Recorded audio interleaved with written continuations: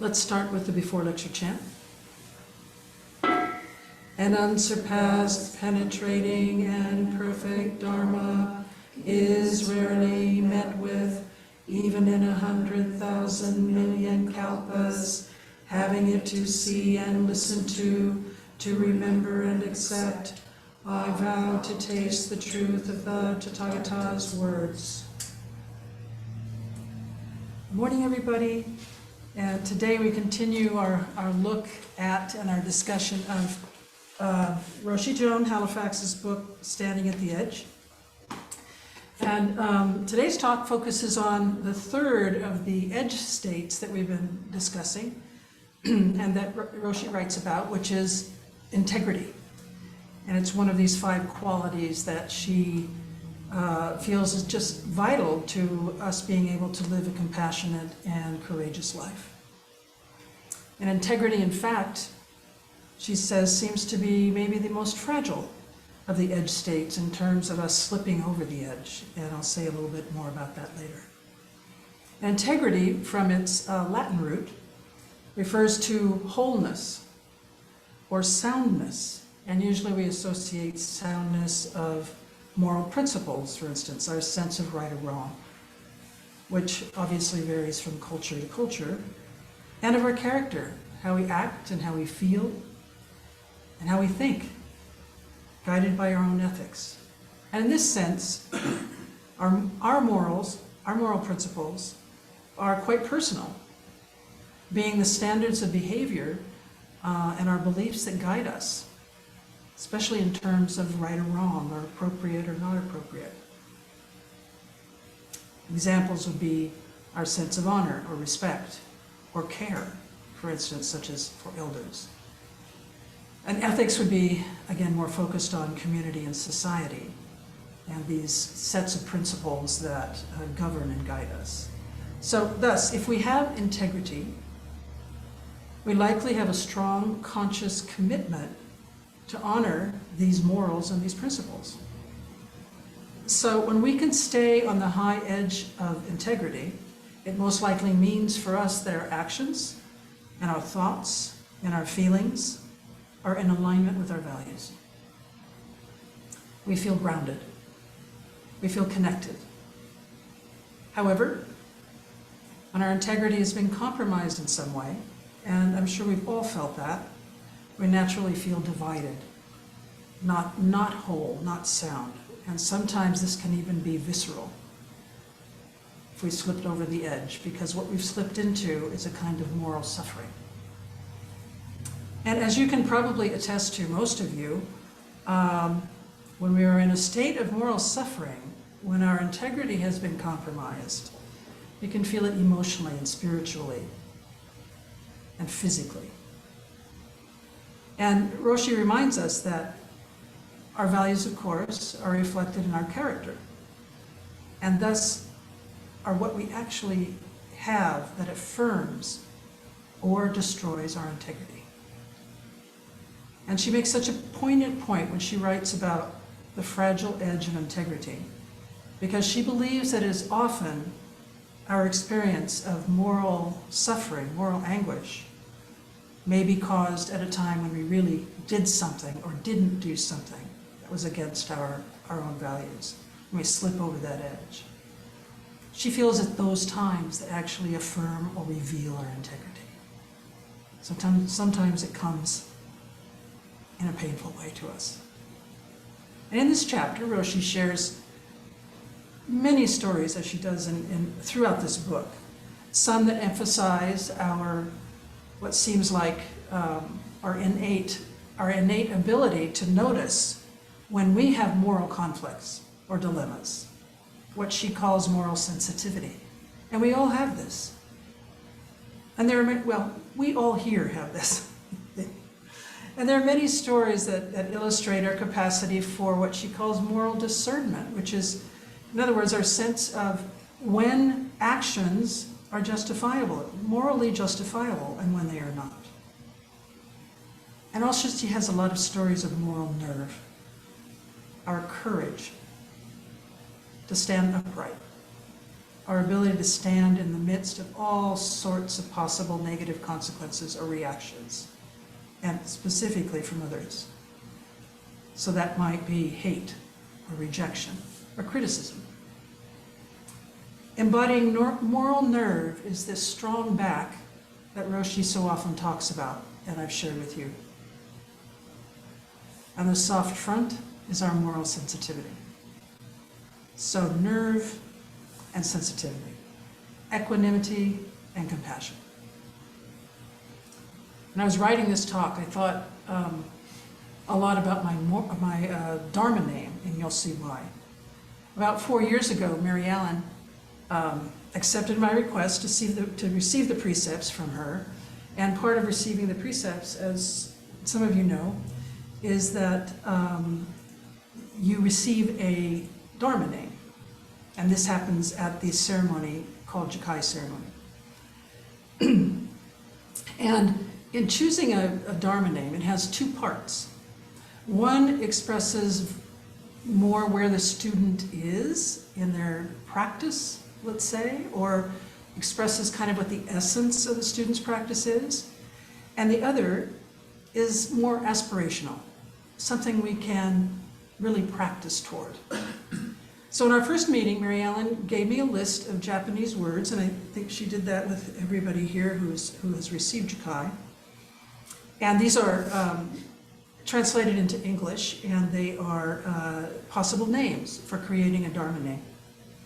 And examples might be peaceful way, luminous heart, or enduring mountain, vast wisdom. So she asked that I spend time studying this list and be really aware of how I was feeling in my body as I was looking through these words and these expressions, and aware of my feelings and my thoughts as I went through the list. At our next meeting, I think we maybe had 10 or something, I can't remember. And we started sharing what was on our lists. And maybe not surprisingly, or maybe, I don't know, maybe surprisingly, we had a lot of the same words on our list. So we whittled down that larger list to the ones that we really wanted to seriously consider, and then one by one we talked about those. And some of these were easy to let go of also. They just didn't feel significant or timely maybe. And so down the list went, and each taking a turn with a word or an expression and then some discussion around it.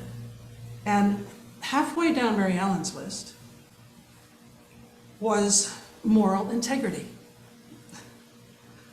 And then she explained to me why she thought this name was a good name for me. And when I first heard these words, I didn't feel much around them. I know now that I was protecting myself from feeling anything, but I just dismissed them in my mind. It wasn't what I wanted. And then I just said, no, I don't like that one. And so we went on, and we went down the list, and we both agreed on one of the Dharma name parts relating to sky. So we settled on sky spirit, Kushin, that's the second part of my name. And that's the aspirational part, to be sky, to have the nature of mind like the sky, open and always sky no matter what is moving through it. So we both agreed on that. And then we looked back at our lists again. And I had 2 or 3 choices left on my list, and Mary Ellen said, let's come back to moral integrity. And this time, my reaction was very different. I said, no, I don't want that name. And as I said it, I was noticing this building of tension in my body and this kind of sickness in my stomach or my abdomen, and I started getting flush. And we had a few moments back and forth, and of course, Mary Ellen just remained kind and firm. Encouraged me to consider my aversion to this name.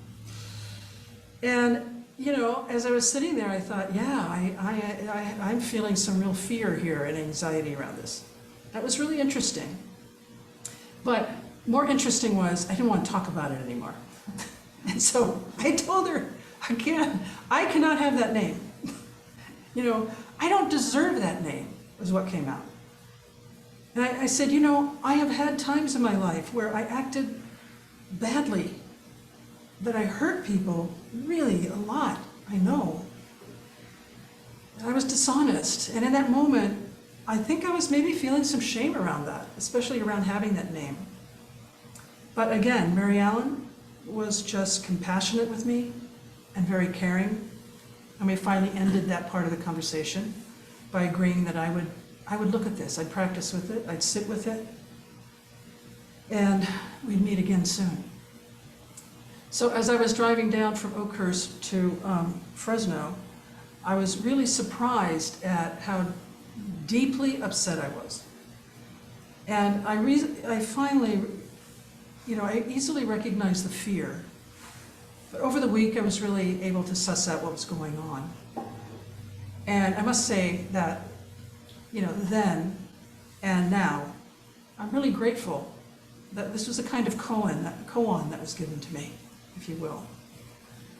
And, I had reactions to both parts of this name, moral and integrity.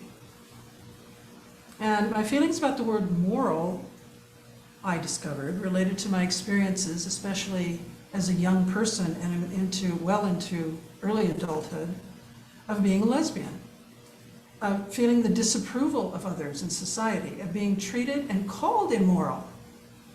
So this word in my name felt really hurtful and out of sorts and at odds with me. And we decided to not use that part, actually, opting instead for the word natural. But the feelings and the reactions that it triggered were things that I really needed to look at. And I came to better understand that, in fact, I was actually making use of my moral sensitivity, if you will, by being able to more clearly see the dilemma here. And moral discernment, assessing what kinds of actions and feelings towards me in this case are or are not morally justifiable. In reality, somewhere still within me, I was mixing up my own moral principles with judgments about morality by others, and I was able to realize that. But we still didn't use the word moral. So I was not suffering from a lack of integrity, although I thought I was. But I did need to do some work around that word also. And in a way, I felt I just didn't deserve it because of failures to live up to it. Maybe you can relate to this. And I remember my response to Mary Ellen. Again, I've done some hurtful things, and I remember what she told me. At least it's my recollection of what she told me. And she said, yes, okay, you did. You did do that. But you didn't only do and say harmful things. In other words, she reminded me that my entire life has not been an unending sequence of doing harm. And this was an important tweak, in my thinking at the moment. It created an opening, created a really important gap for me to better see specific actions that were harmful and really look at those moments and bring compassion to those and the people I might have hurt, and to myself. Really a beautiful gap into which I could breathe my intention to do good, to do no harm, to live according to my values and my principles. And here Roshi's teachings about edge states are so poignant and important because we can see that we will fall over the edge. It will happen. And we can also clearly see we have the capacity to come back to the higher edge. One thing I find particularly significant in Roshi's discussion of integrity in this book is that it is through Buddhism that she found and understood integrity. She says, through the lens of suffering. And this concept is really quite simple. When we cause suffering to ourselves or others, our integrity is compromised and may be violated in some way. When we alleviate this suffering, our integrity is affirmed. And central to our sense of integrity is living by vow, in her opinion. For Muslims, for instance, it might be the 10 rules or the Islamic etiquette, I think it's called sometimes. For Christians, it might be the 10 commandments. For Buddhists, abiding by the precepts, as an example. And she writes briefly that there are different kinds of vows. You know, we can have very personal vows that come from our own life experience. And she uses her example of her mother having lived a life of service, and how that became something so important to her, and how it looks now is she vowed not to abandon those who are vulnerable and to always work to end the suffering of others. And we can see that Roshi lives a life like that. And perhaps many of us that can identify with personal vows that also have guided us through our lives. There are vows we receive in religious training, such as the pure precepts in Buddhism of not harming, doing good for others. And these kinds of vows tend to be common, and they become a commonality among people. There are also special vows that you might find in ritual, in probably every religion and in Buddhism. And then the most powerful, she says, and most important ones, though, are those that guide us to living what she calls a larger life. Being a Buddha, our vow to be a Buddha.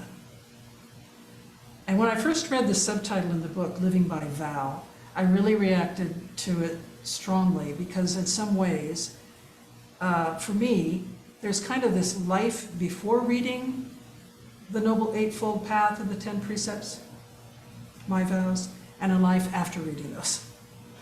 And I still remember in my mind, and I can feel in my body, the first time I read them both. It just seemed like a coming together of the morals and principles that actually I had grown up with, that I got from my family and society in general. Things I heard and tried to live by, such as do not kill, do not steal. And then there was an even greater shift, a deeper understanding and recognition of them when I read some decades ago Thich Nhat Hanh's version for the first time, which, by the way, is similar to the precepts when we studied with Mary Ellen, similar to that set. That is, rather than 10 do not do's, they were also expressed as do's. So this was an awakening, because in addition to actions that I should not take, do not kill, do not lie, do not use intoxicants, the vows are also expressed as what I should do. Don't kill, honor all life. Don't steal. Receive only what is freely given to me. Don't use intoxicants. Maintain clarity of mind and body. So this was important to me.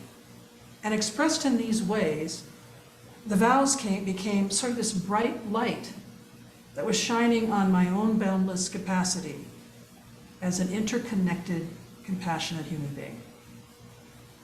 One who has the capacity to care deeply, not only about my own actions, words, and feelings, but of course, how those actions, words, and feelings affect other beings and this earth in general. And expressed in this way, I feel the vows soften my heart. And I found that it became easier for me to catch myself when I was slipping out of my own sense of integrity. Because I could now not only say, do not harm, I could also ask myself, does this action honor and nurture life? My own and that of others in the earth? I could now not only say, do not lie, Patty, but also, am I listening and speaking truthfully in kindness? I could say not only, do not steal, but also, I will not take anything not given, and I will practice generosity. So this is nerve and sensitivity, equanimity and compassion. And these 10 precepts in the Noble Eightfold Path in Buddhism are ways to express our values, which are then reflected in our thoughts and our feelings and our actions. In fact, Roshi says our vows are a bigger landscape than most of us realize. And they support integrity in our lives and support our world. So for me, my vows, all of them, have kept me upright most of the time. And when I teeter, when I fall, it is also these vows that bring me back upright. And in no small way, I must say, I have my Dharma name to remind me. Setsuji Kushin, Natural Integrity, Sky Spirit.